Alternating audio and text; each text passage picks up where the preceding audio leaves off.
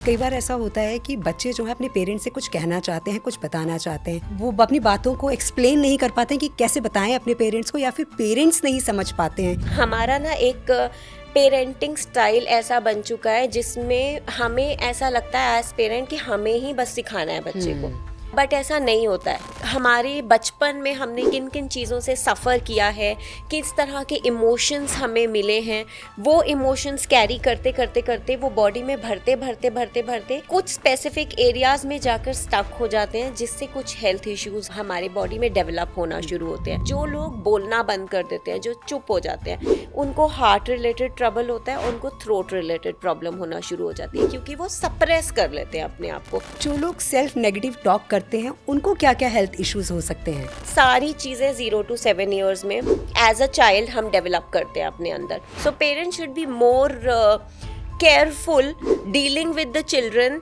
In that specific phase 0 to 7, और वो कैसा बिहेव कर रहे हैं एक दूसरे के साथ में, वो भी बहुत ज़्यादा इंपॉर्टेंट है कि बेटर डील करें, क्योंकि वही ब्रेन डेवलपिंग स्टेज होती है हमारी। हार्ट अटैक बहुत ज़्यादा आ रहे हैं आजकल लोगों को। वो हार्ट अटैक का इशू ही यही है, when we are not fully accepted और लव्ड बाय पीपल। ट्रॉमा की वजह से मेंटल हेल्थ पर क्या इफेक्ट आ सकता है जो किसी के लिए बहुत ज्यादा डेंजरस हो सकता है? डाइजेस्टिव प्रॉब्लम हो रहा है, हम एसिडिटी की दवाई खाना शुरू कर देते हैं मॉर्निंग में, उसको सप्रेस कर देते हैं उस बॉडी को। सो हम ऑलरेडी एक सप्रेस्ड इमोशन को और ज्यादा सप्रेस करते जा रहे हैं विद द मेडिसिन, बट हम उनको एक्नॉलेज नहीं कर रहे हैं। लिखना शुरू कर दो, 5 मिनट या 2 मिनट भी लिख लो, बट आप लिखना शुरू करो, बिकॉज लिखना हमारे अंदर से बहुत इमोशंस को निकालता है और बहुत लाइट करता है हमें।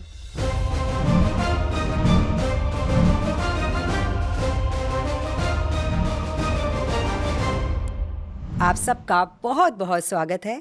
मैं हूं आपके साथ अनु वर्मा।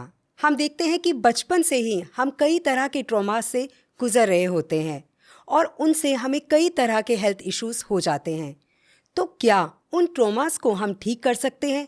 क्या हमारे हेल्थ इश्यूज ठीक हो सकते हैं हीलिंग के द्वारा? आज इस पर बात होगी। तो चलिए मिलते हैं डॉक्टर विनी भाटिया जी से। डॉक्टर विनी, बहुत बहुत स्वागत है आपका। नमस्कार। नमस्ते, थैंक यू। विनी जी, ये बताइए कि जो हेल्थ इश्यूज होते हैं कई बार हमें बहुत परेशान करते हैं और बचपन से हमारे साथ चले आ रहे होते हैं, तो ये क्या ट्रॉमास की वजह से होते हैं? और अगर हम सही से ट्रीटमेंट लें तो क्या हीलिंग के थ्रू हम इसे ठीक कर सकते हैं? जी हाँ, ट्रीटमेंट एज इन, देखिए क्या होता है कि जब बहुत सारी ऐसी चीज़ें होती हैं जिसमें हमें मेडिकल ट्रीटमेंट से ज़्यादा अपने अंदर इंटरनलाइज करने की ज़रूरत होती है। जैसे कि बहुत सारे डिजीज़ेस जो होते हैं हेल्थ में, वो हमारे इमोशनल पैटर्न से या ट्रॉमा से आ रहे होते हैं।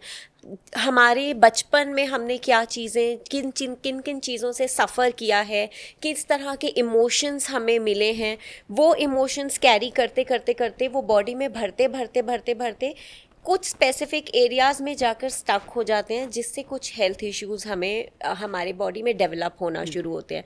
जैसे कि फॉर एन एग्जांपल, अगर मैं कुछ इमोशंस की बात करूं, तो कुछ सप्रेस्ड इमोशंस जो होते हैं, जो हमने as a child while growing up हमने जिनके बारे में बात नहीं करी होती है, या हमें लगता है कि अगर हम बात करेंगे एज अ चाइल्ड, अगर हमें लगता है कि हम बात करेंगे तो हमारे पेरेंट्स ये बात को नहीं समझेंगे, क्योंकि हमारे लिए जो सबसे पहला जो विंडो होता है, या ये जो होता है जहाँ पर हमें लगता है कि हम कहाँ एक्सप्रेस कर सकते हैं, वो हमारे पेरेंट्स होते हैं। अगर हमें वहाँ पे वो स्पेस नहीं मिल पाता है, तो हमारे अंदर वो एक इमोशन ये डेवलप होना शुरू हो जाता है कि लोग हमें, अगर हम ये बात बोलेंगे तो लोग हमें नहीं समझ पाएंगे, और वही इमोशन बढ़ते बढ़ते बढ़ते हमारे साथ में डेवलप होना शुरू हो जाता है। तो हम अंदर अंदर अंदर रखना शुरू हो जाते हैं, जैसे कि सोर थ्रोट होना, या थ्रोट से रिलेटेड थायराइड होना, या किसी भी तरह का throat related ENT related problems होना। ये सब प्रॉब्लम्स जो होते हैं, ये हमारे keeping the emotions inside us उस वजह से होते हैं। सप्रेस्ड इमोशंस का एक आउटपुट होता है, या एक रिजल्ट होता है, जो एक थायराइड या इस तरह के इमोशंस में फॉर्म होना शुरू होता है। उसी तरह से जैसे अगर हमारे लंग्स में कोई प्रॉब्लम होती है किसी बच्चे को, जैसे चेस्ट कंजेशन आजकल बहुत ज़्यादा होता है, कफ कंजेशन, लंग्स रिलेटेड, अस्थमा हो जाता है बहुत लोगों को। ये चीज़ होती है जब हमें बचपन से ही हम बहुत अनएक्सेप्टेड फीलिंग ऑफ अनएक्सेप्टेड, और मे be a feeling of not getting much attention of the parents. जैसे होता है ना कि parents are very busy at the अब आजकल के टाइम पर. सो जब हमें वो इमोशंस या वो हमें वो कनेक्ट नहीं मिल पाता है, तो हमें लंग्स रिलेटेड और ऑल्सो लंग्स रिलेटेड प्रॉब्लम्स हमें उन बच्चों को भी होती है. जनरली उन बच्चों को होती है जो बच्चे जिन मदर्स की डिलीवरी ऑफ द चाइल्ड थोड़ा डिफ़िकल्ट हुई होती है, तो उनको फियर ऑफ सेपरेशन हो जाता है, जो मतलब एक डिफ़िकल्ट जर्नी से उनका सेपरेशन होता है ऑफ द कॉर्ड्स, मदर का cord and the child cord. जब वो बहुत डिफ़िकल्टी से सेपरेशन होता है, तो उनको फियर ऑफ सेपरेशन, ये सेपरेशन एंजाइटी बेसिकली बहुत ज़्यादा हो जाती है.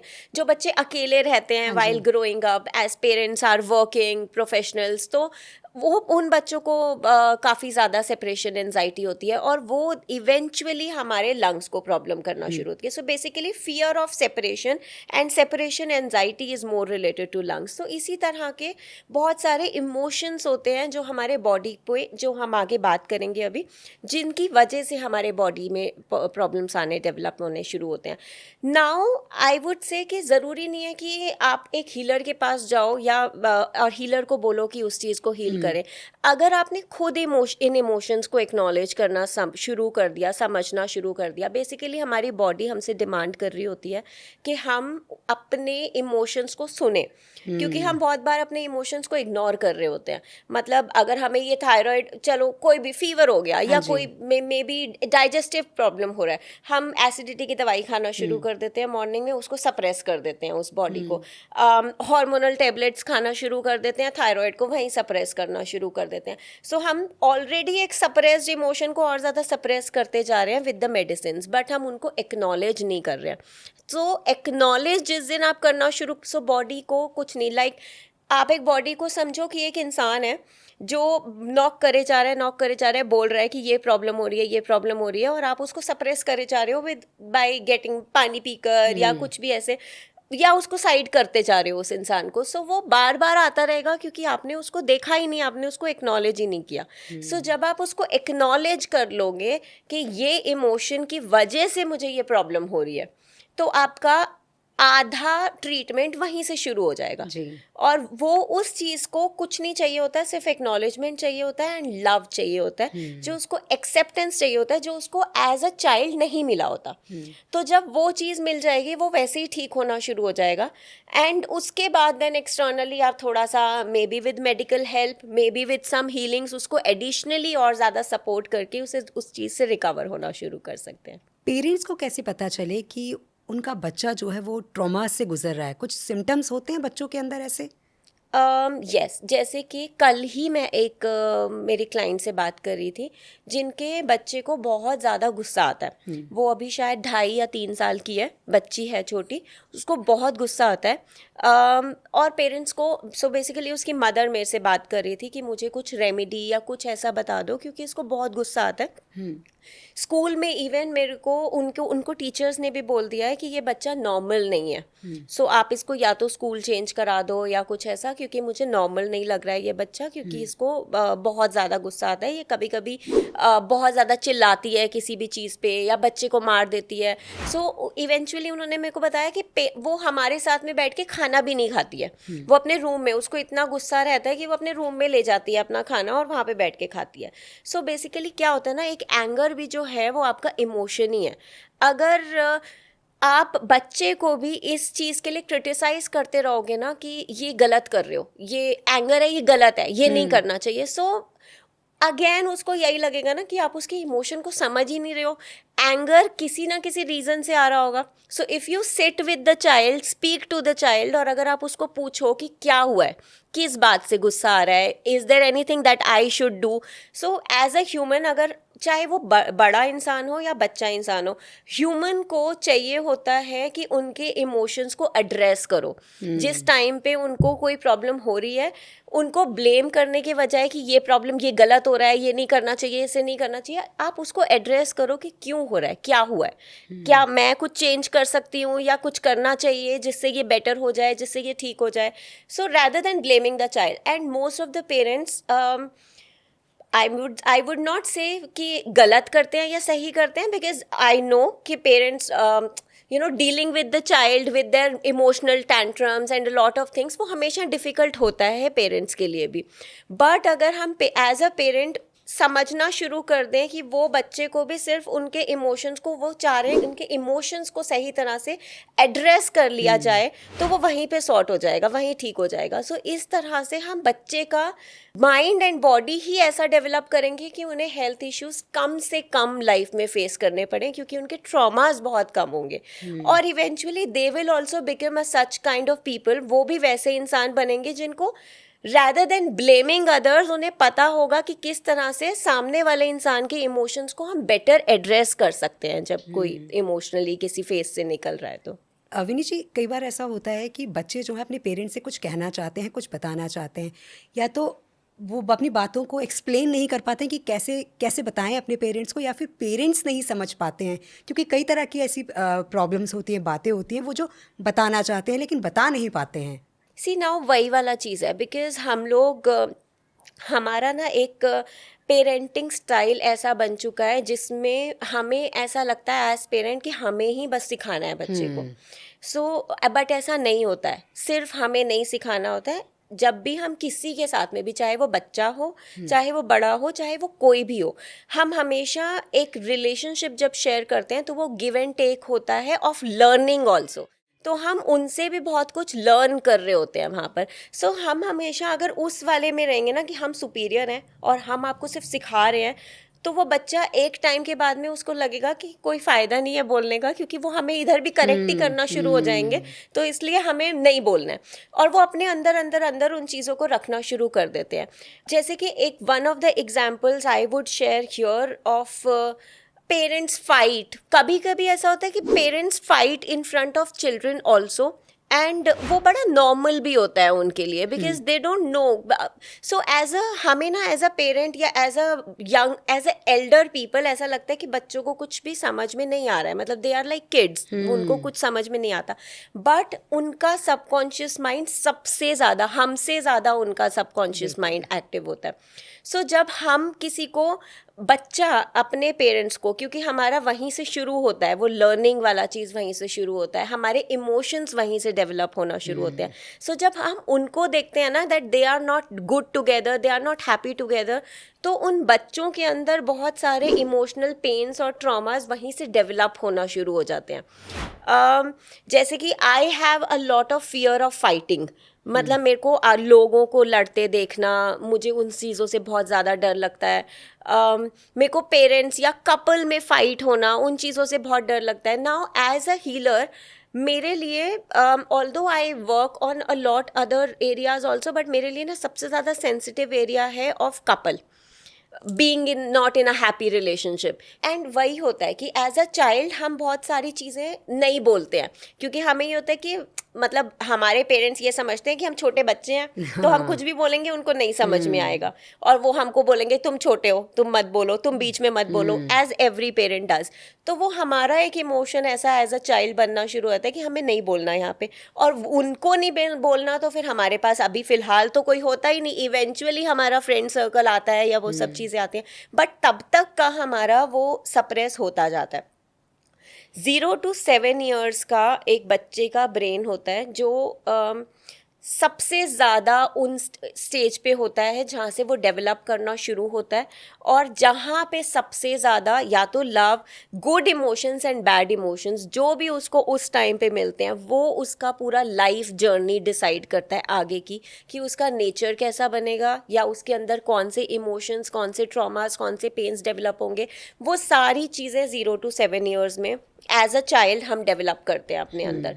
7 ईयर्स के बाद इवेंचुअली हम अपने फ्रेंड सर्कल बनाना शुरू कर देते हैं, हम थोड़ा थोड़ा सा शेयर करना शुरू कर देते हैं कुछ कुछ चीज़ें, तो वो हमारे लिए थोड़ी सी कंपैरेटिवली ईजी हो जाता है वो वाला स्टेज. बट वो स्टेज जो 7 ईयर्स तक होता है वो सबसे ज़्यादा डिफ़िकल्ट होता है. So parents should be more careful dealing with the children in that specific phase 0 to 7, और वो कैसा बिहेव कर रहे हैं एक दूसरे के साथ में, वो भी बहुत ज़्यादा इम्पॉर्टेंट है कि वो वाली चीज़ को भी समझें और बेटर डील करें, क्योंकि वही ब्रेन डेवलपिंग स्टेज होती है हमारी। और वो अगर इजीली निकल जाए तो सी लाइफ में ट्रॉमास एंड पेन्स वो हमारे हमेशा ही चलते रहते हैं। बट देन वो वाले एज में ही अगर हमें पता चल जाए ना कि हमें कैसे अपने इमोशंस के साथ में बेटर डील करना है, तो हमारे अंदर इतनी ज़्यादा सप्रेशन नहीं होगा। So we should never ask the child to suppress, we should always be open कि हमें बताओ, एंड हम भी आपसे लर्न कर सकते हैं। इमोशंस हैं या कुछ भी ऐसा है, सो हमेशा डांटने के बजाय हम उनसे ओपनली थोड़ी सी चीज़ों को एक्सप्रेस करने का स्पेस दे सकते हैं। लेकिन जब हम अपनी चीज़ों को एक्सप्रेस करते हैं, किसी को बताते हैं, तो हमें कहा जाता है यार दुखी मत हो, खुश रहना सीखो। मतलब अगर खुश रहोगे तो सब कुछ अच्छा होगा। वो जो दुख का पार्ट है वो हम कहीं ना कहीं अपने मन के किसी कोने में दबा देते हैं और खुश रहने की कोशिश करते हैं। तो जो हम कोशिश करते हैं और दुख के उस पार्ट को कहीं छुपा देते हैं, उसकी वजह से हमें हेल्थ इश्यूज आते हैं। राइट। सी क्या होता है, जैसे जैसे मैंने अभी ब्रेथ वर्क जो किया, उसमें यही चीज़ था कि हम एग्जैक्टली यही वाला चीज़ करते हैं और हमें ऐसा लगता है कि हम ये बेटर वे है लाइफ जीने का, क्योंकि क्यों हमेशा हम एक नेगेटिव स्टेट में रहें या वो, but that also is our emotion only. हमने कुछ ना कुछ ऐसा फेस किया है जिसकी वजह से हमारा वो नेगेटिव इमोशन भी आ रहा है, बट वो भी हमारा ही पार्ट है। सो वही है कि हम अगर उसको इतना इग्नोर करते रहेंगे और सिर्फ पॉजिटिव करते रहेंगे तो वो लेयर बाय लेयर हमारी बॉडी में सप्रेस होता है। सो मैं अपना ब्रेथ वर्क जर्नी अगर बताऊं तो मेरा ब्रेथ वर्क जर्नी ऐसा ही था कि मुझे ऐसा लगा था कि मैं बचपन से बहुत लो कॉन्फिडेंट चाइल्ड थी। जब मैं बड़ी हो रही थी तो मतलब मेरे बहुत कम फ्रेंड्स थे, स्कूल में बहुत रेयरली मेरे कुछ फ्रेंड्स थे, बहुत साइलेंट, बहुत लोनली चाइल्ड ऐसी रही हूँ मैं। इवेंचुअली जब मैं कॉलेज में गई तो मेरे फ्रेंड्स बने, मुझे बहुत अच्छा एक्सेप्टेंस मिला, बहुत लव, बहुत एक्सेप्टेंस, ये चीज़ें बहुत ज़्यादा मिली। धीरे धीरे करते करते मेरे अंदर कॉन्फिडेंस डेवलप हुआ। आगे फिर मैं जब जॉब करने लगी, मुझे और ज़्यादा एक्सेप्टेंस और ज़्यादा लव, वो सब चीज़ें मिली। तो वो धीरे धीरे करते करते करते मैं एक ऐसे स्टेज पे पहुंच गई जहाँ पे मुझे लगा आई एम वेरी कॉन्फिडेंट। जब मैंने ये ब्रेथ वर्क किया तो मैं पूरा का पूरा वापस से नीचे आ गई। मुझे लगा मेरे अंदर कॉन्फिडेंस ही नहीं है। मतलब मेरे को दोबारा से, जैसे मेरे को बहुत एंजाइटी अभी भी होता है, जैसे अभी भी मेरे सामने अगर बहुत ज़्यादा लड़ाई हो रही है या इवन मेरे से ही लड़ाई हो रही है किसी इंसान की, तो मुझे बहुत एंजाइटी होने शुरू होती है, मेरे हाथ पैर शिवर करना शुरू हो जाते हैं, मुझे बहुत स्वेटिंग होना, इस तरह का एंजाइटी होना शुरू हो जाता है मेरे को, क्योंकि मेरे अंदर एक इमोशन है जो अभी भी है, जिसको मैं शायद सप्रेस मैं भी करती रहती थी कि नहीं, मेरे को नेगेटिव साइड नहीं देखना, मुझे वो सोचना ही नहीं है, मुझे सिर्फ पॉजिटिव सोचना है, अच्छा है, सब ठीक है, सब अच्छा है। बट वो हमारा ही पार्ट होता है। और यहाँ पे मुझे ये समझ में आया ब्रेथ वर्क में कि ये हमारा ही पार्ट था, जिसको मैं अब तक इतना ज़्यादा इग्नोर कर रही थी कि वो ऐसा मेरे अंदर से यूँ आया वो बाहर कि मुझे उसको एक्सेप्ट करने में और अपने अंदर वापस से देखने में बहुत ज़्यादा तकलीफ हो रही थी कि मेरे अंदर अभी भी है lack of confidence, anxiety, impulsiveness. मैं बहुत इम्पल्सिव हो जाती हूँ कभी कभी बहुत चीज़ों में, एकदम से बहुत गुस्सा आता है और एकदम से बहुत जल्दी जल्दी ऐसे इम्पल्सिवली बहुत चीज़ें करने शुरू होती हूँ। तो मुझे बड़ा ज़्यादा डिफ़िकल्ट लगा इस चीज़ को एक्सेप्ट करने में। देन मुझे इवेंचुअली समझ में आया कि ये मेरे बॉडी मेरा ही पार्ट है, ये मेरे कहीं कुछ इमोशन से आ रहा है या मेरे बचपन के कुछ ऐसे इग्नोर्ड इमोशंस रहे हैं जिस वजह से ये मेरे अंदर आ रहा है। जब मैंने, और मुझे बहुत टाइम लगा मेरे को आफ्टर द ब्रेथ वर्क इन चीज़ों को एक्सेप्ट करने में और मेरी बॉडी में वापस से इनको इंटरनलाइज करने में बहुत ज़्यादा टाइम लगा। But then eventually I understood कि ये मेरे बॉडी के पार्ट्स हैं, मेरे इमोशनल पार्ट्स हैं, मेरे ही एरियाज़ हैं। और जब हम इनको लविंगली एक्सेप्ट करना शुरू हो जाते हैं, ये हमारे इमोशंस है, एंगर है, इम्पल्सिवनेस है, मेरा ही पार्ट है। तो अगर हम इस तरह से इसको इमोशंस को एक्सेप्ट करना शुरू हो जाएंगे तो अपने आप वो चीज़ें हमारे बॉडी में सेटल होना शुरू हो जाएंगी जी। तो वो इग्नोर नहीं होंगी। अभी ऐसा भी होता है बहुत बार कि लोग भी हमें बोलते हैं कि तुम्हें बहुत ज़्यादा गुस्सा आता है, तुम्हें ये नहीं दिखाना चाहिए, ये नहीं करना चाहिए, ऐसा नहीं करना चाहिए, बहुत इम्पल्सिवली नई चीज़ों में डील करना चाहिए। वो कहीं ना कहीं हमें भी पता होता है कि ये नहीं करना चाहिए, लेकिन अगर वो हमारे बॉडी में, हमारे इमोशंस में कहीं ना कहीं आ रहा है तो वो हमारा ही पार्ट है। जब हम उसको एक्सेप्ट कर लेंगे, सो बेसिकली हमारे बॉडी, जैसे हम एज अ ह्यूमन हर जगह पे चाहते हैं कि हमें प्यार मिले और एक्सेप्टेंस मिले, ऐसे ही हमारे हर बॉडी का पार्ट जो है वो भी यही चाहता है कि हमें वो एक्सेप्टेंस, लव, हमारे हर इमोशंस चाहते हैं कि हमें वो लव और एक्सेप्टेंस मिले, क्योंकि उन्होंने हमारी पूरी जर्नी देखी है। हमारे अंदर के जो पार्ट्स हैं, हमारे इमोशंस जो हैं, उन्होंने हमारी अब तक की पूरी जर्नी देखी है। जो लोग हमें डिफरेंट डिफरेंट स्टेजेस पे आकर बता रहे हैं कि ये चीज़ गलत है, ये चीज़ गलत है, वो आज हमें जानते हैं, बट हमारी जो पूरी जर्नी है वो हमारे अंदर, हमारे इमोशंस ने देखी है। तो हमें वहाँ सबसे ज़्यादा पहले एक्सेप्ट करना चाहिए और वहाँ पे लविंगली उसको बेसिकली उधर वो सेटल कर दो with love and with lot of emotions. We specifically did this also, हमने ये प्रैक्टिस भी किया था where we closed our eyes और हमने हर इमोशन को फील करके सिर्फ ये किया था कि we are just giving love and light to that emotion. चाहे वो एंगर है तो I love it, I accept that emotion of anger. वो इमोशन कहाँ से आ रहा है? मेरे बचपन से आ रहा है। I still give that love to that child also, जिसने वो इमोशन को अपने अंदर लिया और वो अभी तक भी वो पेन और वो ट्रॉमा है कि वो अभी भी एकदम से आ जाता है। सो जब हम उसको प्यार से एक्सेप्ट करना शुरू हो जाएंगे और उसको थोड़ा सा लविंग लाइट दे देंगे, वो चीज़ वहीं सेटल हो जाएगी। मैंने आपकी कई वीडियोस में देखा है कि जब आप किसी को हील करते हैं या किसी को ब्रेथ वर्क देते हैं तो मैं देखती हूँ कि लोग मतलब रोने लगते हैं। तो मतलब वो उनके अंदर का ट्रॉमा होता है जो बाहर निकल रहा होता है और वो बड़ा रिलैक्स सा फील करते हैं और आंखों से उनके आंसू आते हैं। मुझे तो कभी कभी मतलब विश्वास करना थोड़ा सा मुश्किल हो जाता है, बट क्या सच में ऐसा होता है? हाँ जी, बिल्कुल। जैसे अभी हम लोगों ने जब ब्रेथ वर्क किया तो उसमें ये एक प्रोसेस होता है जिसमें हम ब्रीदिंग का करते हैं और ब्रीथ करते करते करते करते हम एक ऐसे ट्रांस में चले जाते हैं जिसमें जो हमारे बॉडी के अंदर, हमारे डीप लेयर्स में जो इमोशंस, पेन्स स्टक हैं, और ज़रूरी नहीं है कि वो इस लाइफ टाइम से आ रहे हो, और ये भी ज़रूरी नहीं है कि वो हमारे ही हों। अच्छा। कभी कभी ऐसा होता है कि हमने किसी और से भी पिक किए होते हैं वो पेन्स। जैसे कि मेरा जो एक था, जो मेरे बेसिकली दो ऐसे थे जो बहुत मेजर थे। एक हमेशा ऐसा आता है जब when I lost my father, तो मुझे वो ट्रॉमा और वो पेन, मेरे को ऐसा लगता है कि मेरे अंदर बहुत ज़्यादा सप्रेस्ड है। सो वो चीज़ हमेशा मैं ब्रेथ वर्क या कोई भी ऐसा प्रोसेस करती हूँ तो वो ज़रूर आता है मेरे को पहला, जो मेरे बॉडी से एकदम से निकलता है, और वो बहुत टीयर्स और बहुत इमोशंस में निकलता है वो चीज़। उसके अलावा दो ऐसे आए जिनके बारे में मुझे बिल्कुल नहीं पता था। वो इतने डीप लेयर डाउन मेरे बॉडी में स्टक थे कि मुझे पता ही नहीं था कि वो इमोशंस हैं। जैसे कि एक तो था जिसमें जो मेरे को, जो किसी और लाइफ टाइम से था। सो बेसिकली मेरे को ना फ्रॉम द चाइल्डहुड, बचपन से ही एक फियर है बहुत ज़्यादा ऑफ लूजिंग पीपल, कि लोग चले जाएंगे या किसी को कुछ हो जाएगा। मतलब मेरे को बहुत बहुत हैवी एंजाइटी है इस चीज़ की कि मेरे जो क्लोज लोग हैं वो चले जाएंगे मेरे पास से। जब मैं ब्रेथ वर्क कर रही थी, मेरे दिमाग में कहीं नहीं था ये वाला चीज़, ये पेन या ये फियर, कुछ नहीं। वो अचानक से एक वो वाला चीज़ आया जो हमें बिल्कुल विजिबली हमारे सामने आता है। वो जैसे एकदम से एक मेमोरी पॉपअप होती है। तो वो मेमोरी पॉपअप हुई जो इस लाइफ टाइम से ही नहीं थी, वो एक किसी और लाइफ टाइम से थी, जिसमें मैं एक सैंड में बैठी हुई थी और मेरे आसपास आई हैड अ चाइल्ड जो मर गया था। आई हैड अ हस्बैंड, मेरे पेरेंट्स थे, मेरे सिबलिंग्स थे, शायद आसपास में और भी लोग थे, वो सब मर गए थे। मैं आई डोंट नो कैसे मैं बची हुई थी वहाँ पर, और पूरा मिट्टी मिट्टी वाला एरिया था और मैं वहाँ पर बैठी हुई थी और मैं रो रही थी और मैं अकेली थी। शायद वो बहुत बड़ी सी कोई मतलब एक सिटी थी या कुछ ऐसा था जहाँ पे कुछ ऐसा हुआ, जहाँ पे सब लोग मर गए अचानक से, सडनली ऐसा कुछ हुआ।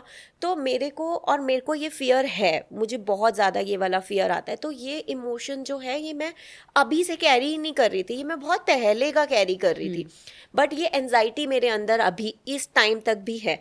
और सो बेसिकली एंजाइटी जो है वो हमारे बॉडी के किसी ना किसी पार्ट में आकर स्टक हो जाती है। जैसे हमारा हार्ट, हाँ जी, इमोशंस में हमारे बहुत ज़्यादा स्टक होती है। मैं जब उस टाइम पे ब्रेथ वर्क कर रही थी, मेरे को जनरली भी ऐसा होता है कि मेरे को हार्ट, ये वाला थ्रोट, ये एरिया ना बहुत ज़्यादा हैवी रहता है मेरे को हमेशा। तो मुझे उस टाइम पे भी ऐसा लगा कि ये चीज़ ना एकदम से बहुत हैवी है, मेरा चेस्ट जो है बहुत ज़्यादा, हार्ट एरिया बहुत ज़्यादा हैवी है।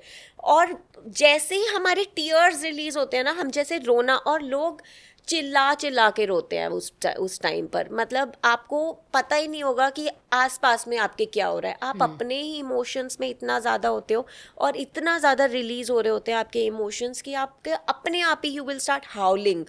तो मेरा उसी तरह से हो रहा था। और मेरे को मतलब अब जैसे मैं बात कर रही हूँ तो मेरे को ऐसा, क्योंकि ये तो मेरी इस लाइफ टाइम का है ही नहीं है, कभी मेरे साथ में हुआ था, तो मुझे अभी कोई इमोशन नहीं है इससे रिलेटेड। बट उस टाइम पे मुझे ऐसे लगा था जैसे ये अभी इस टाइम पे मेरे साथ में हो रहा है, क्योंकि वो इमोशन में मैं पहुंच गई थी। वो इमोशन अभी भी मेरी बॉडी में कहीं ना कहीं था और वो रिलीज हुआ।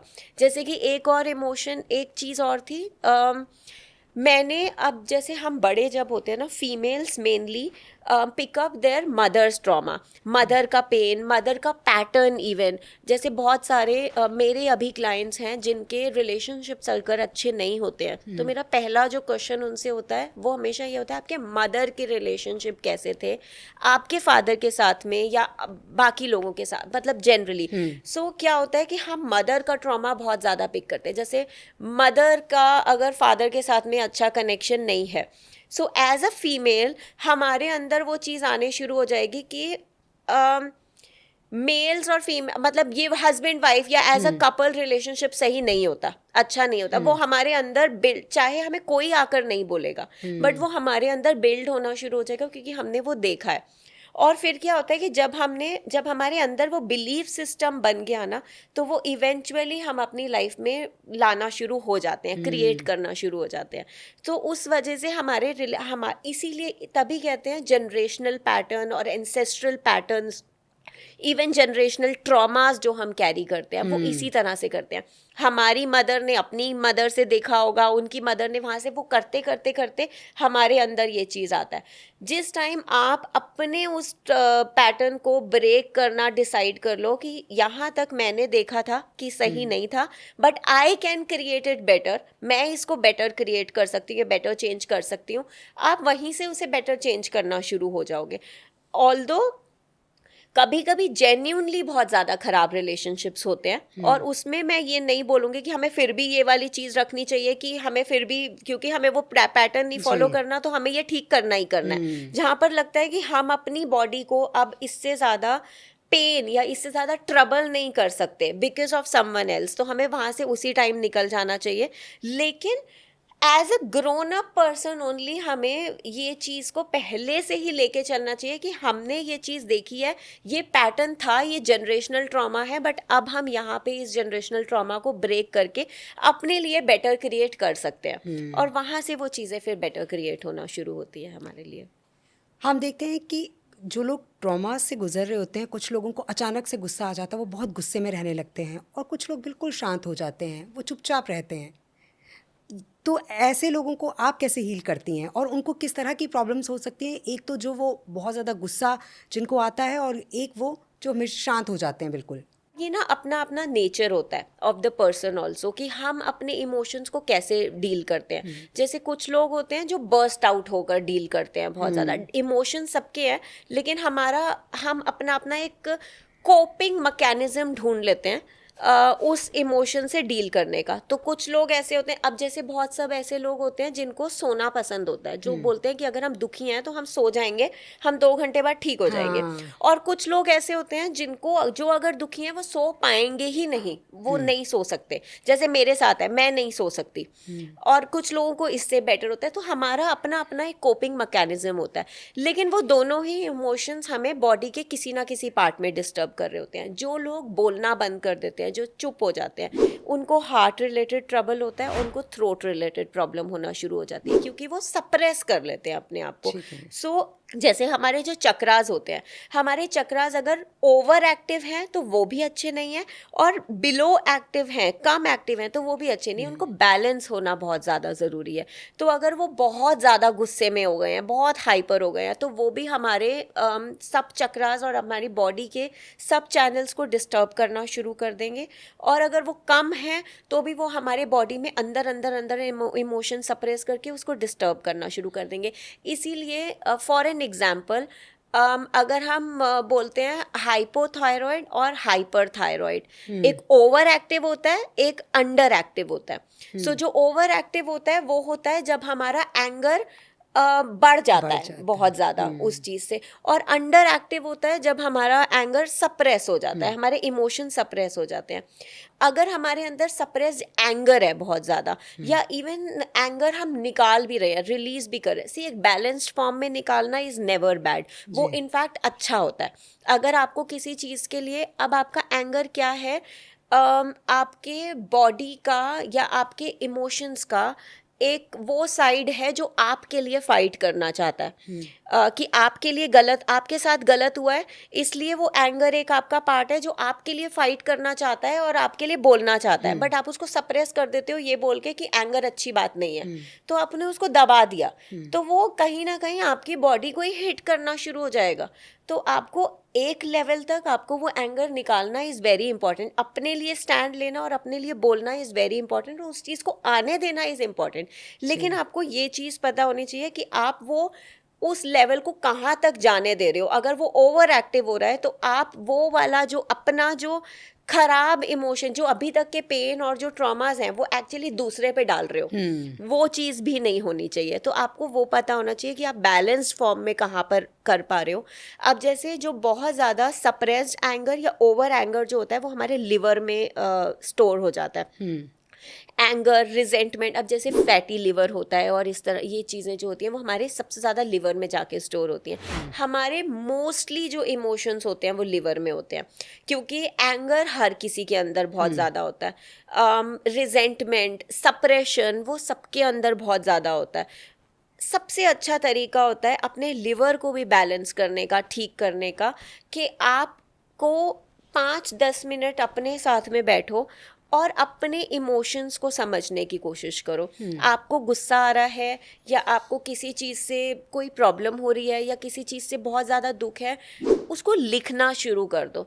आप जितना लिखना शुरू कर दोगे ना, आप लिख कर पढ़ो उसको, ताकि आप एक्नॉलेज करना शुरू कर दो उस इमोशन को जो आपके बॉडी में स्टक है और जो आपके लिवर को डिस्टर्ब करते जा रहा है। तो अगर आप उसको लिख कर, उसको पढ़ कर, उसको सेटल कर दोगे वहाँ पर, वो चीज़ बेटर होना शुरू हो जाएगी, वो बहुत हील होना शुरू होगी। क्योंकि मैंने अपने बॉडी के बहुत चीज़ों को इसी तरह से हील किया। Healings yes is a different process, जो हम पास्ट लाइफ रिग्रेशन से भी कर सकते हैं, जो हम आकाशिक से भी कर सकते हैं, एंजल हीलिंग से, रेकी हीलिंग से, बहुत सारी चीज़ें होती हैं जो एक प्रोसेस है हीलिंग का। लेकिन आई फील हम सेल्फ हीलिंग भी कर सकते हैं, सिर्फ अपने इमोशंस को समझ के और अपने बॉडी और अपने आप को पहले वो लव और एक्सेप्टेंस अपने अंदर क्रिएट करके। विनी जी, कई बार ऐसा होता है कि कुछ लोग जो हैं घर में तो बहुत अच्छे से बात करते हैं, पूरे कॉन्फिडेंस के साथ बात करते हैं, लेकिन जैसे ही वो बाहर निकलते हैं तो वो हकलाने लगते हैं, अपनी बात क्लियर नहीं बता पाते हैं और हकलाते हैं बीच बीच में। तो उनको एक ट्रॉमा होता है कि जब वो 4 लोगों के बीच में जाएंगे, बाहर जाएंगे, तो वो कैसे बात करेंगे। तो इस डर की वजह से बहुत से लोग बाहर भी नहीं निकलते हैं, मतलब गैदरिंग में नहीं जाते हैं, जहाँ कोई फंक्शन हो रहा हो, कुछ हो रहा हो, वहाँ नहीं जाते हैं। ऐसे लोग क्या करें? अब ये सबका अपना अपना कुछ ना कुछ इमोशनल पैटर्न आ रहा हो सकता है जिसकी वजह से होता है। सो सबसे पहले तो अपने साथ में बैठ के समझना इज़ वेरी इंपॉर्टेंट कि ये इमोशन कहाँ से आ रहा है। अब होता क्या है, जब हम बच्चे होते हैं, जब हम बड़े हो रहे होते हैं, तो हमारे पेरेंट्स हमें एक चीज़ समझाते हैं कि बाहर निकल के ज़्यादा नहीं बात करनी है, ज़्यादा नहीं, इनके लोगों के सामने ज़्यादा नहीं बोलना। अगर हम बहुत ज़्यादा बात कर रहे हैं तो हमारे पेरेंट्स बोलते हैं देखो वो क्या सोचेंगे, आप इतनी बात करते हो, इतना बोलते हो। सो जनरली हम पेरेंट्स ऐसा बोलते हैं। सो इससे क्या होता है, जैसे कि मैंने बोला 0 to 7 years तक बच्चा वो डेवलप करना शुरू कर देता है। उनको समझ, जब आप उसको कॉन्फिडेंट बनाना शुरू कर दोगे कि आप बोल सकते हो, मतलब you have all the right to speak, eventually आप ये बता सकते हो उसे कि क्या चीज़ें गलत हैं बोलना या क्या चीज़ें सही हैं बोलना, वो भी आई थिंक वो अपने आप डिसाइड करना शुरू करेंगे इवेंचुअली जब उनका ब्रेन डेवलप होना शुरू होगा, बट उनको आप सपोर्ट कर सकते हो उन चीज़ों को समझने में। सो वहाँ से हमारे अंदर वो चीज़ आनी शुरू हो जाती है और हमारे अंदर वो अंडर कॉन्फिडेंस वाला चीज़ आना शुरू होता है। मोस्टली ये वाली चीज़ें हमारे पेरेंट्स से भी आती हैं हमारे अंदर। अब जैसे एज आई सेड कि मेल्स के अंदर फादर से आती हैं, फीमेल्स के अंदर मदर से आती है। सो अगर मेल्स भी वाइल ग्रोइंग अप ऑफिस में अगर एक अच्छा उनका नहीं चल रहा है, जैसे अब अगर 6-7 साल का बच्चा है तो एक जो मेल होगा वो ऐसे वाले फेज में होगा who is at that position in career जिसमें वो काफ़ी पॉलिटिक्स या काफ़ी ऐसे चीज़ें, क्योंकि वो बहुत सीनियर भी नहीं होंगे उस टाइम पे। अगर 6-7 साल का बच्चा है तो जो मेल होगा वो 40 तक में होगा या लेट 30s या अर्ली 40s में होगा। सो वो एज में जनरली जो हमारा करियर होता है वो ऐसा होता है जिसमें हम मिड पोजीशंस में होते हैं अपने करियर में, और उन मिड पोजीशंस में हम बहुत ज़्यादा पॉलिटिक्स भी फेस कर रहे होते हैं, हमारे सीनियर्स भी होते हैं जो हमें बहुत क्रिटिसाइज़ कर रहे होते हैं, काफ़ी सारे इमोशंस होते हैं जो उस टाइम पे हमारे साथ में चल रहे होते हैं। बच्चा जो होता है वो आप उसको बोल भी नहीं रहे हो ना, जो इमोशंस वो भी आपके माइंड से रीड करके पिक कर सकता है उन इमोशंस को। सो एज अ पेरेंट हमें नाउ आई कांट से कि आप अपना, अब देखो जिसका जैसा चल रहा है, अगर करियर में थोड़ी सी डिफिकल्टीज चल रही हैं तो वो आएगा कहीं ना कहीं फेस पे या कहीं ना कहीं हमें रिफ्लेक्ट होना शुरू हो जाता है। बट एज अ चाइल्ड आप उसको धीरे धीरे वाइल ग्रोइंग अप ये समझाना शुरू कर सकते हो that ups and downs are the challenges of are the part of the life, but confidence is one thing that they should keep maintained. और वो उन्हें पूरा राइट है कि वो अपनी चीज़ें अपने आप को एक्सप्रेस बेटर पूरे वर्ल्ड के सामने ओपनली कर सके जी। सो हम बहुत बार also I feel as a parent हम बहुत बार ओवर प्रोटेक्टिव पेरेंट्स भी हो जाते हैं। सो ओवर प्रोटेक्शन में भी हमें लगता है कि हमें इतने सारे लोगों के सामने नहीं करना है, नहीं लेके जाना है बच्चों को, या वो नहीं बोल पाएगा। हमारा अपना भी कभी कभी जजमेंट होता है कि see a lot many times I have seen, और आई वुड नॉट से आई हैव सीन, हो सकता है मेरे से भी कभी मेरे नीज नेफ्यू के लिए ऐसा कुछ निकला हो, क्योंकि जनरली ऐसा होता है कि हो जाता है। ऑल्दो हम इंटेंशनली वो चीज़ें नहीं बोलते, बट समटाइम्स भी से कि अगर कोई दूसरा बच्चा है वो बोल रहा है कि ये बच्चा तो बहुत ही इंटेलिजेंट है, ये तो डांस में बहुत अच्छा होगा या ऐसा कुछ करेगा, और हम एज अ पेरेंट कभी कभी बोलते थे ये तो इतना बेकार डांस करता है, ये कहाँ कर पाएगा, ये कुछ नहीं कर पाएगा ये। सो वो इमोशन भी चाइल्ड पिक्स अप, और उसके अंदर वो चीज़ आ जाती है कि नहीं, मेरे तो पेरेंट ने बोल दिया कि मैं इतना बेकार हूँ तो मैं कर ही नहीं पाऊंगा। सो वो इमोशन जब हमारे अंदर आना शुरू हो जाता है तो हमारे अंदर वो कॉन्फिडेंस वहीं से ब्रेक होना शुरू हो जाता है, तो हम उतना ज़्यादा वो कॉन्फिडेंट नहीं फील करते। So everything I feel starts from the childhood, वहीं से ब्रेन डेवलप होते होते आपका बनना शुरू होता है व्हेन यू गेट मैच्योर। जो लोग सेल्फ नेगेटिव टॉक करते हैं उनको क्या क्या हेल्थ इश्यूज हो सकते हैं? So now self-negative talk is also a emotion जो self doubt से आता है। हमारे अंदर अपने आप को लेके बहुत ज़्यादा डाउट होता है। फेमिनिटी के अंदर, फेमिनिटी एज इन फीमेल के अंदर बहुत बारी ऐसे डाउट्स होते हैं जहाँ पर उनको लैक ऑफ एक्सेप्टेंस भी मिला होता है। ऑल्दो अभी वो चीज़ें बहुत ज़्यादा नहीं है, बट कहीं ना कहीं somewhere these emotions और these things are still there, जहाँ पर फीमेल को बहुत ज़्यादा एक्सेप्ट नहीं किया जाता है एज अ फीमेल चाइल्ड, या ऐसा कुछ भी, चाहे वो पेरेंट्स से ना आता हो, ग्रैंड पेरेंट्स से आता हो, अभी नहीं हो बट कहीं ना कहीं आता हो। सो वहाँ से भी हमारा एक सेल्फ डाउट होना शुरू होता है, जैसे कि पीसीओडी रिलेटेड प्रॉब्लम्स होना, रिप्रोडक्टिव ऑर्गन से रिलेटेड कोई भी प्रॉब्लम होना, ये सारी चीज़ें हमारे फेमिनिटी से रिलेटेड होते हैं, और वो हमें हेल्थ इश्यूज फेमिनिटी से रिलेटेड देना शुरू करते हैं। जैसे कि unable to conceive also is a problem of self acceptance, और skin issues also is a problem of self acceptance, क्योंकि हम अपने आप को जब accept नहीं कर रहे होते ना as a person, as a body, as a female, क्योंकि हमारा वो इमोशन कहीं बचपन से आ रहा होता है, तो वो हमारे बॉडी पे, हमारे फेस पे, जैसे हम अपने आप को सोचते हैं उसी तरह के हमारे वो अपीयरेंस में आना शुरू होता है, तो स्किन इश्यूज डेवलप होना शुरू हो जाते हैं, रिप्रोडक्टिव ऑर्गन्स डिस्टर्ब होना शुरू होते हैं, क्योंकि हम अपने आप को फुली फेमिनिटी में एक्सेप्ट नहीं कर रहे हैं. सो हमें ऐसा लगता है कि मेल्स तो ये मेल होते हैं, इससे अच्छा तो ज़्यादा बेटर होता. सो बहुत बार even as young females also we sometimes feel that males have better life, उनके बेटर कम रिस्पॉन्सिबिलिटीज़ हैं, ऑल्दो उनका अपना सेट ऑफ रिस्पॉन्सिबिलिटीज़ है, बट समटाइम्स हम अपने वो क्रिटिसिज्म स्टेज में ऐसे में आ जाते हैं जहाँ पे हमें लगता है इनका तो बेटर है, इनकी बेटर लाइफ है, तो सो हम वहीं से अपने आप को रिजेक्ट करना शुरू हो जाते हैं. सो एक वो होता है जो हमें इस तरह के प्रॉब्लम्स देता है. इसी तरह से मेल्स का अपना होता है. Sometimes males are compared a lot कि ये बेटर है, जैसे as a while growing up also males जो लड़के होते हैं उनके फादर उनको बहुत बारी क्रिटिसाइज कर देते हैं कि ये तुमसे बेटर कर सकता है, या तुम क्या करोगे लाइफ में. दो ब्रदर्स के बीच में कभी कभी बहुत ज़्यादा कंपैरिजन होने शुरू हो जाते हैं. सो वो कंपैरिजन्स भी आपके अंदर बहुत ज़्यादा सेल्फ डाउट्स क्रिएट करना शुरू कर देते हैं इवेंचुअली, जो बढ़ते बढ़ते बढ़ते डाउट्स बनना शुरू होते हैं.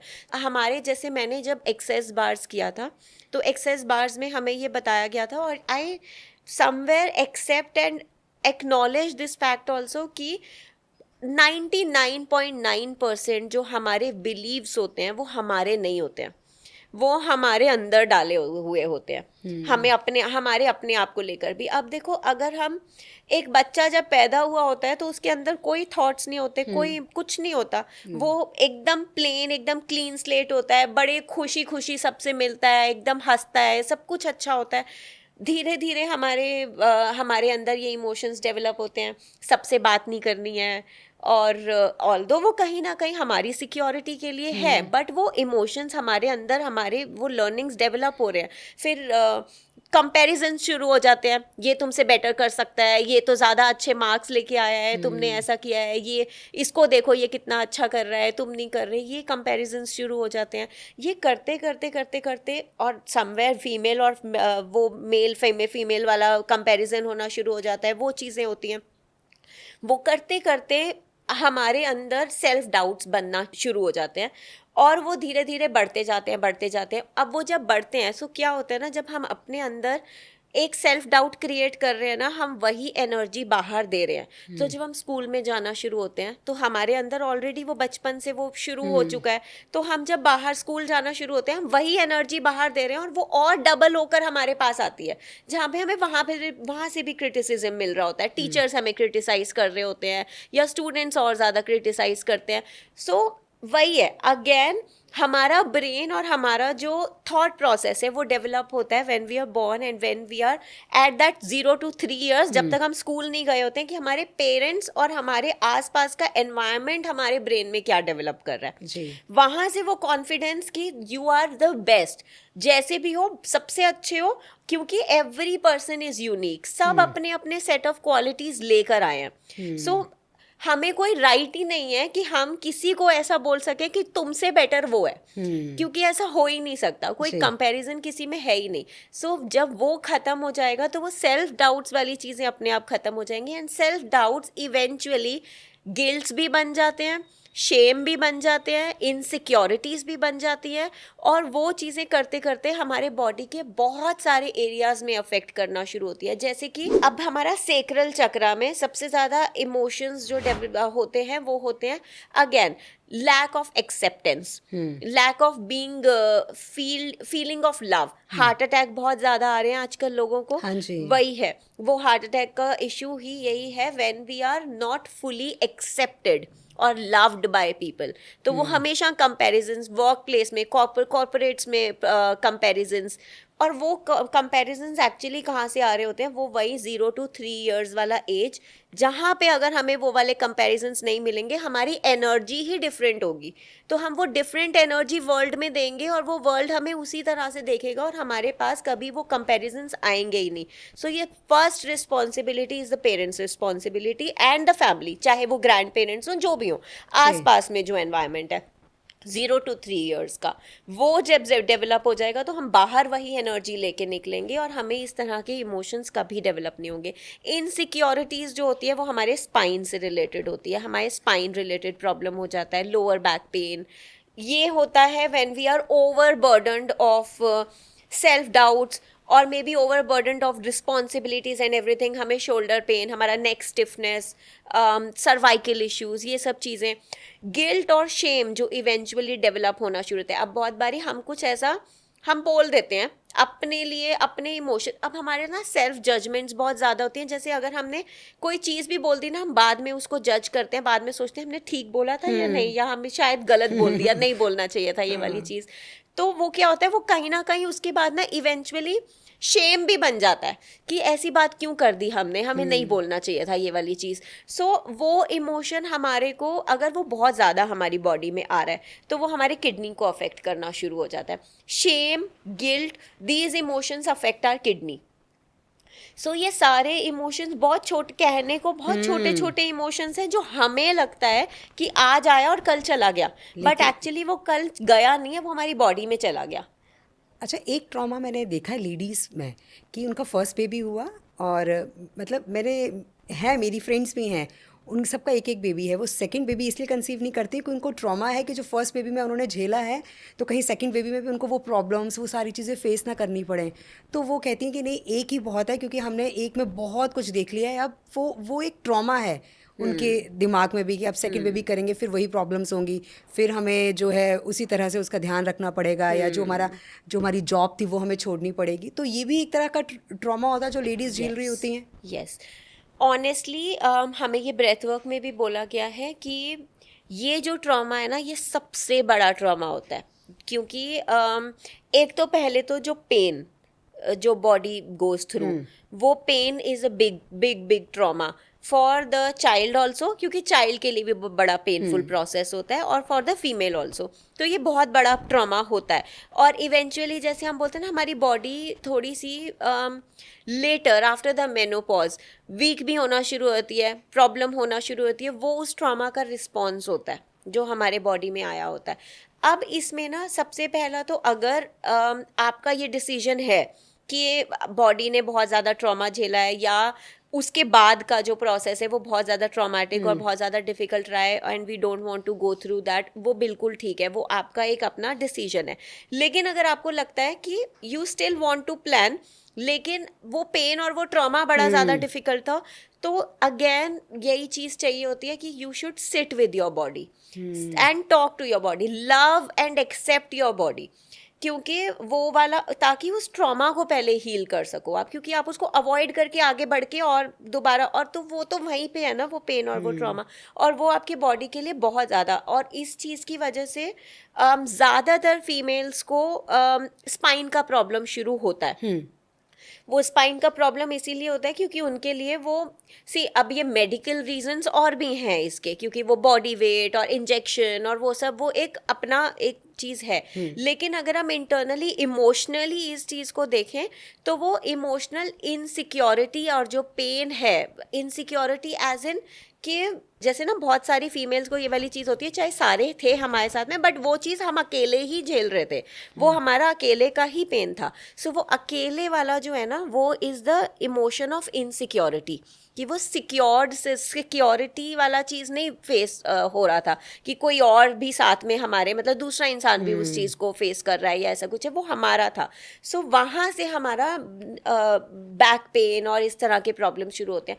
When you after that process, when you sit with your body, when you give and love and accept, maybe acknowledge that your body has gone through something, कि बहुत ज़्यादा पेन या बहुत ज़्यादा ट्रॉमेटिक प्रोसेस रहा है.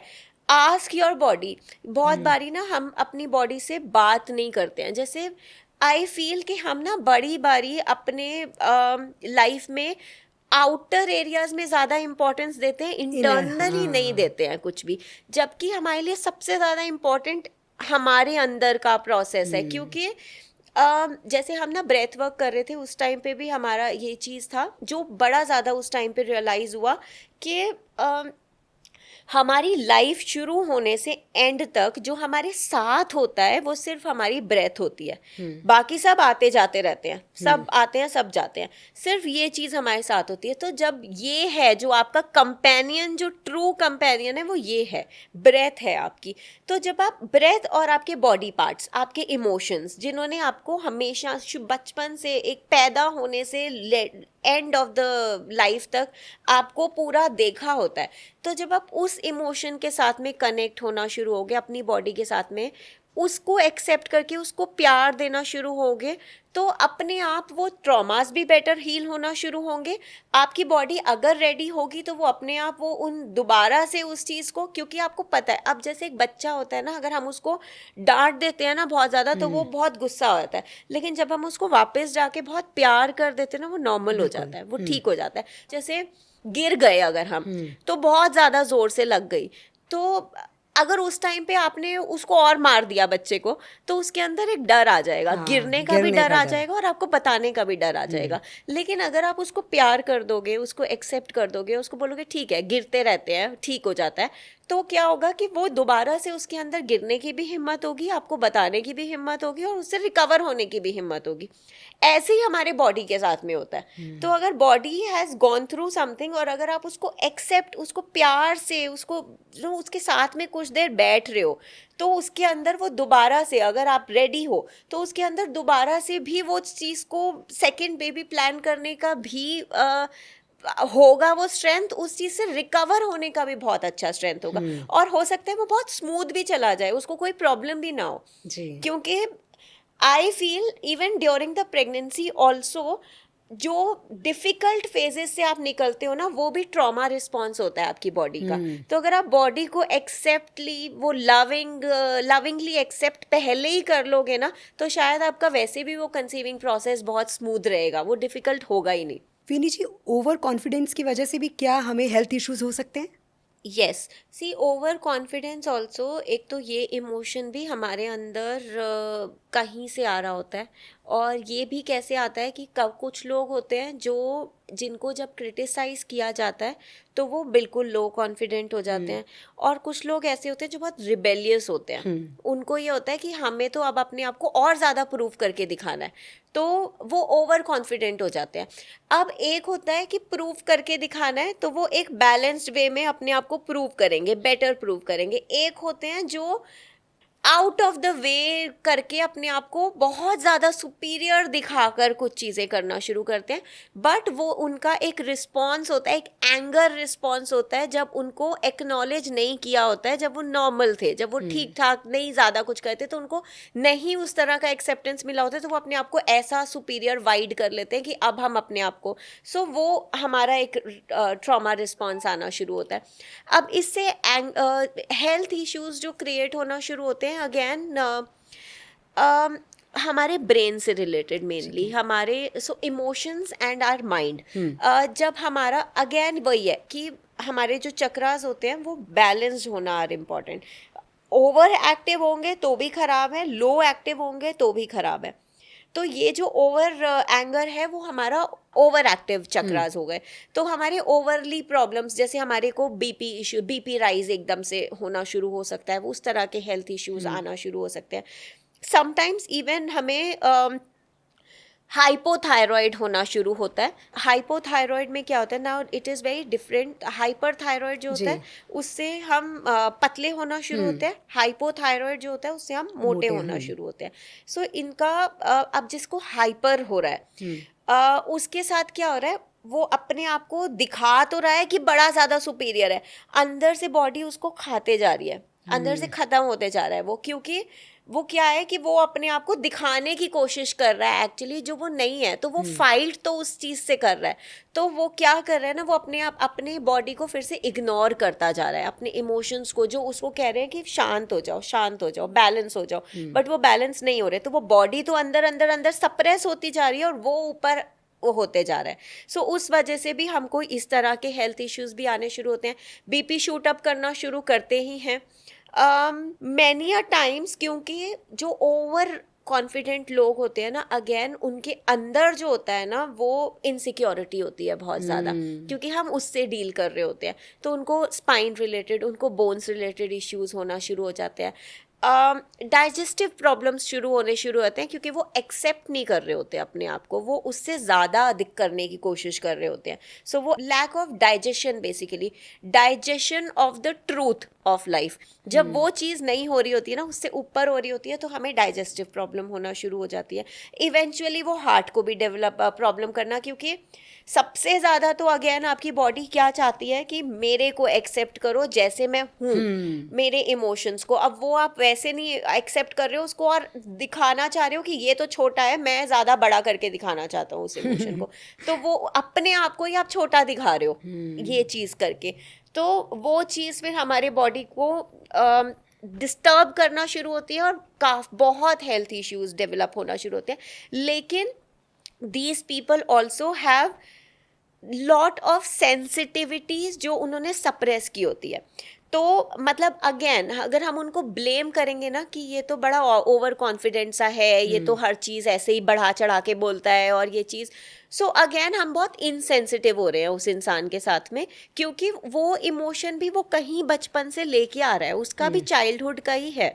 सो अगर हम उसके साथ में भी बैठ, और मे बी उसको शायद चाहिए ही यही है, उसको सुनना ही यही है कि मेरे लिए और अच्छा बोलो, क्योंकि उसको नहीं शायद उतना अच्छा मिला है। सो जब आप उसको देना, वो फुलफिल करना शुरू हो जाओगे ना उस नीड को, that you are very good, तुम हो ही बहुत अच्छे, मतलब बहुत अच्छा कर सकते हो, और ये उसको ज़रूरत ही ख़त्म हो जाएगी अपने आप को ओवर कॉन्फिडेंट दिखाने की, क्योंकि उसे पता होगा कि मेरे को वैसे ही सब लोग मान रहे हैं। तो वो वो हमें समझ में आ गया उसके इस पर्सनैलिटी ट्रेट से कि उसकी ये नीड है, तो ये नीड फुलफिल कर दो, तो वो वैसे ही शांत होना शुरू हो जाएगा। और actually you as an outsider, external person also उसकी हीलिंग में बहुत कॉन्ट्रीब्यूट कर सकते हो ये चीज़ करके, तो वो काफ़ी बेटर वैसे ही हो जाएगा।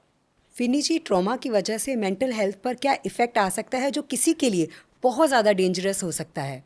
अनएड्रेस्ड इमोशंस हमारे बॉडी को एक टाइम के बाद, सो पहले क्या होता है, इनका स्टेज होता है, जैसे अनएड्रेस्ड इमोशंस हमें पहले तो हमारे इमोशंस में ही आना शुरू होते हैं, जैसे यही ओवर कॉन्फिडेंस होना शुरू हुआ, एंगर आना शुरू हुआ, सप्रेशन होना, चुप रहना शुरू हो गए, साइलेंस होना शुरू हो गया। अब वो धीरे धीरे जब वहाँ पर भी अनएड्रेस्ड हो गया, तो फिर वो हमारे बॉडी पे आना शुरू होता है, वो हेल्थ में डिफरेंट हेल्थ के पार्ट्स में आना शुरू होता है। अब वो वहाँ से भी जब वो भी अनएड्रेस्ड रह गया, तो फिर वो माइंड पे आना शुरू होता है। सो माइंड पे जब आता है तो हमें, और कभी कभी ऐसा होता है कि बॉडी से पहले माइंड पे ही आ जाता है वो सीधा, क्योंकि क्या होता है कि हम इन इमोशंस को बहुत ज़्यादा, हम अपने अंदर तो जगल कर ही रहे हैं इनके साथ में, चाहे हम लोगों से नहीं बहुत ज़्यादा बात कर पा रहे हैं, शेयर कर पा रहे हैं, अंदर अंदर तो बहुत ज़्यादा जगलिंग हो ही रही है इनके साथ में। सो वो बॉडी पे नहीं आके वो कभी कभी सीधा माइंड पे ही शूट करते हैं, और उस वजह से हमें जैसे डिप्रेशन होना शुरू हो जाता है। डिप्रेशन इज़ ऑल्सो क्या है, अनएक्सप्रेस्ड इमोशंस ही हैं, हमारे सप्रेस्ड इमोशंस हैं जो एक डिप्रेशन का पार्ट ले लेते हैं। जैसे डिप्रेशन में क्या होता है, लोग बहुत शांत रहना शुरू होते हैं, बहुत चुप हो जाते हैं। सो वही मतलब आपने अपने इमोशंस को, अपने आप को अंदर ही अंदर सप्रेस कर लिया, तो आपके माइंड ने आपको वो सिग्नल देना शुरू कर दिया कि कोई फायदा नहीं है किसी से बात करने का, तो शांत हो जाओ। तो वो, और वो अंदर ही अंदर हमें समझ ही नहीं आ रहा होता, क्योंकि हमारा बेसिकली हमारा माइंड शट डाउन कर देता है हमें उस चीज़ से कि समझ नहीं आएगा, कुछ नहीं होगा। तो हमें समझ ही नहीं आ रहा होता बहुत बारी कि हम रो क्यों रहे हैं, हम दुखी क्यों हैं, हम सैड क्यों हैं, और क्योंकि हमारा माइंड शट डाउन कर देता है उस चीज़ को। तो वो हमारा हार्ट हमारे इमोशंस और हमारे मेंटल के साथ में कनेक्ट होना बंद हो जाता है। और वही उसी वजह से होता है क्योंकि हमने उसको एड्रेस ही नहीं किया होता। तो वो बॉडी का एक एंगर रिस्पॉन्स होता है कि जब एड्रेस्ड ही नहीं किया जा रहा तो फिर हमको बोलने का फायदा ही नहीं है, तो वो माइंड बताना ही बंद कर देता है, और वो अंदर अंदर हमें फील हो रहा है लेकिन समझ नहीं आ रहा कि क्या हो रहा है। सो वो करते करते डिमेंशिया, जैसे हमें फॉरगेटफुलनेस होना शुरू हो जाता है, हम भूलना, क्योंकि हमारा क्या होता है कि एक टाइम के बाद ना, जैसे हमें बहुत बार ये वाली चीज़ भी होती है कि हमारी बॉडी जो है हमारे साथ में डिस्कनेक्ट होना शुरू हो जाती है। तो हमारी सोल अलग होना शुरू होती है, हमारी बॉडी अलग होना शुरू होती है, और बॉडी और माइंड जहाँ डिस्कनेक्ट होना शुरू हो गए वहाँ हमें brain issues, mental health issues और बॉडी हेल्थ इश्यूज आना शुरू हो जाते हैं. सो डिमेंशिया, डिप्रेशन, ये सब चीज़ें होती हैं जब हमारा माइंड हमारे बॉडी और हमारे सोल के साथ में डिस्कनेक्ट करना शुरू होता है कि कोई फ़ायदा नहीं है यहाँ पे कुछ भी करने का, या कुछ एड्रेस नहीं होगा. सो वो हमें भूलना शुरू हो जाता है, हम लोगों को भूलना शुरू होते हैं, हमारा डिस्कनेक्ट होना शुरू हो जाता है हर चीज़ के साथ में. पार्किंसंस हो जाता है. पार्किंसंस में क्या होता है कि हमारा जैसे हाथ शिवर करना शुरू हो जाते हैं, बॉडी शिवर करना शुरू होती है. बॉडी क्यों शिवर करना शुरू होती है? क्योंकि हमारा डिस्कनेक्ट हो जाता है. तो बॉडी में जो एनर्जी आ रही है हमारे माइंड के साथ में, और जो क्या होता है, बॉडी, माइंड एंड सोल जब तीनों का एक साथ में कनेक्शन होता है तो हमारे बॉडी में स्ट्रेंथ होती है. जब वो डिस्कनेक्ट होना शुरू हो जाते हैं, हमारे बॉडी से सारी स्ट्रेंथ खत्म हो जाती है, तो हमारी बॉडी एकदम लो हो जाती है. तो उनका वो कहता है कि बस मतलब ना हमें ये भी नहीं चाहिए, हमें सोल भी नहीं चाहिए, हमें ये भी नहीं चाहिए, हमें कुछ नहीं चाहिए. सो वो बॉडी की वीकनेस रिफ्लेक्ट होना शुरू हो जाती है बॉडी में, पार्किंसंस और इस तरह के प्रॉब्लम्स. तो बेसिकली हमारे ब्रेन के साथ में सारा कनेक्ट धीरे धीरे धीरे धीरे खत्म होना शुरू होता है. अब आप अगेन मेडिसिन खाते हो इसको फिर से सप्रेस करने के लिए. मेडिसिन खाना इस चीज़ के लिए सबसे ज़्यादा गलत चीज़ है.